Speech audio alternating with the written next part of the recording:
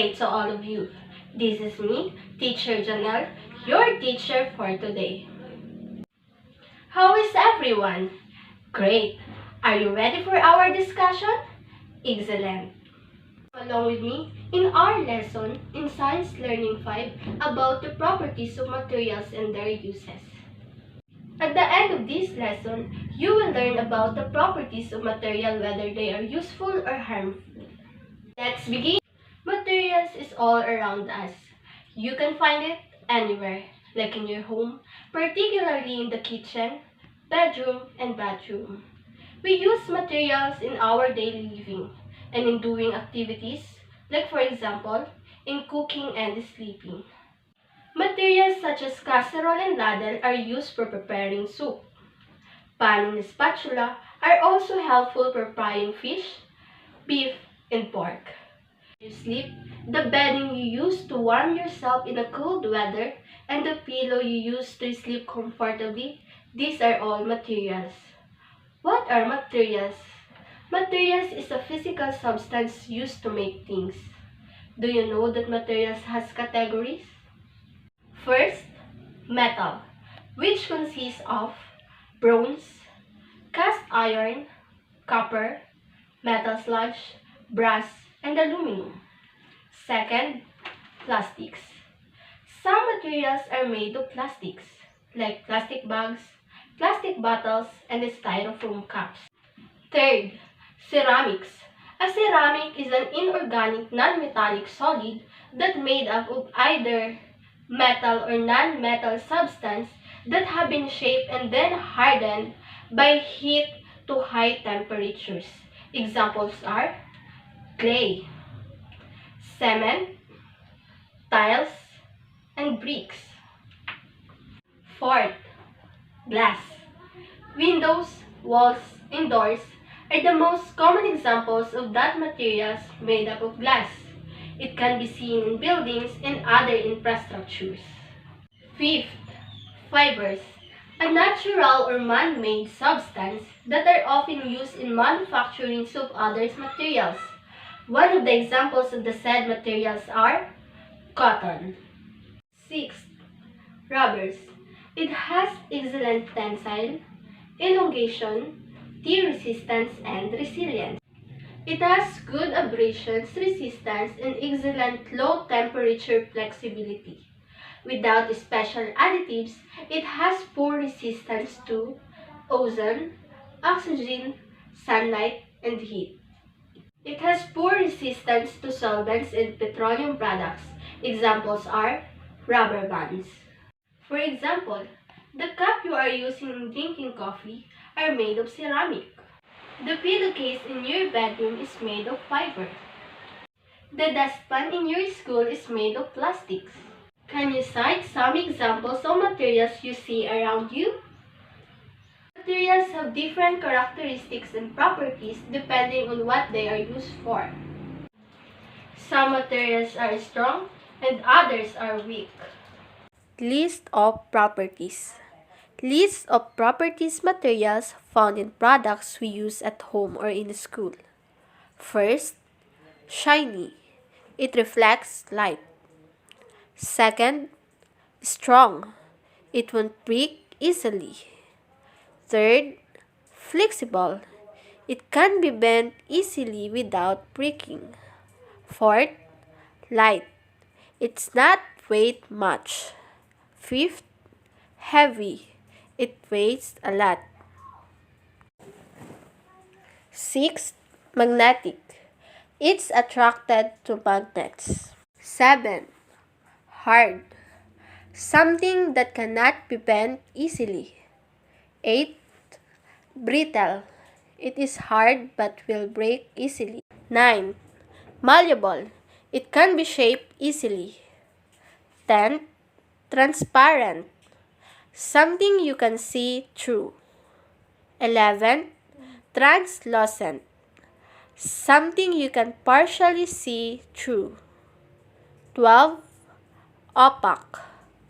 Something you cannot see through. 13. Conductor. It allows heat or electricity to pass through. 14. Insulator. It doesn't allow heat or electricity to pass through. Think of materials you often use at home and answer these. Let's do this! Observe the pictures given below. Identify what property of materials the object is made of. The first picture is paper.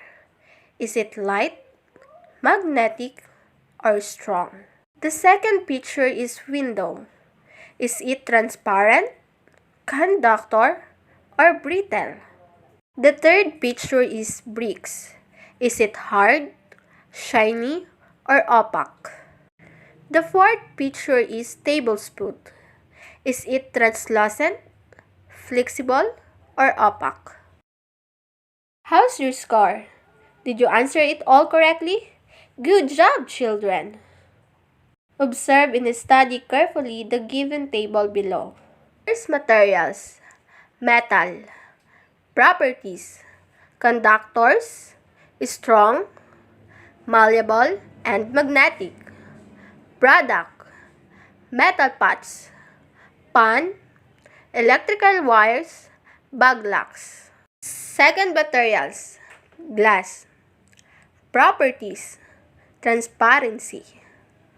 Product.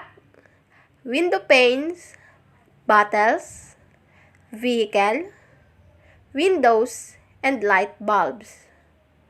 Third, materials. Ceramic. Properties. Insulator and highly durable. Product.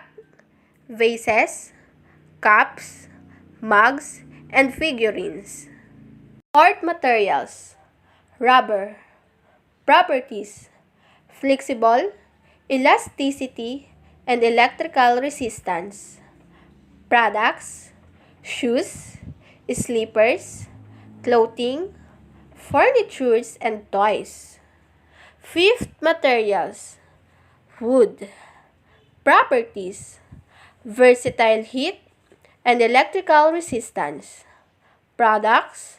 Chairs, tables, furnitures, and cooking wares. Sixth, materials. Fiber. Properties. Electrical conductivity. Product. Cotton. Last, materials. Plastics. Properties. Heat insulation, durable, lightweight, corrosion, resistance, and waterproof. Product. Styrofoam, toys, and nylon. Properties and uses. Kids, can you guess? What pictures is this? Correct! Frying pan. So, why does frying pan made of metal? Because frying pan is a good conductor of heat. Which properties mentioned above best describe use of the frying pan? Correct! Does not melt in a high temperature and it's strong. Now, let's talk about the advantage and disadvantage of frying pan. Disadvantage is, it is very much useful in cooking. Its disadvantage, it becomes harmful when not used properly. It might burn you. Now kids, let's identify materials that can be found in a school or home, whether it's useful or harmful. Books. Is it harmful or useful? Yes, it is useful because books are used in studying. The second picture is computer. Is it useful or harmful? Yes, correct. It is useful because computer can be used to browse on websites that contains information that you needed in studying. Knife. Is it useful or harmful? Knife is harmful. If not used properly, it might cut you or even cause serious injuries.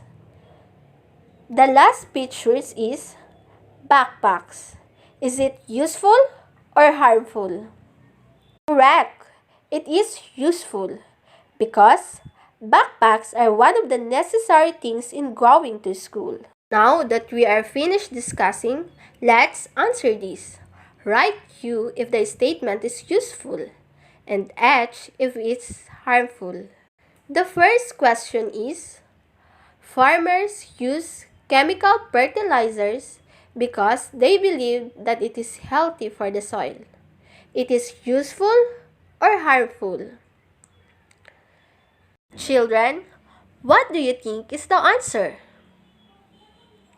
Question number 2. LPG is useful. It is white. Third, Zonrox and chlorine are useful for laundry. It is useful or harmful? Fourth question. Ethan threw the plastic bottles and the styrofoam cups in the ocean. It is useful or harmful? Now, let's answer this. For the first question the answer is H. It is harmful. Chemical fertilizers are harmful to soil and might kill the plants as well as it might cause soil and air pollution.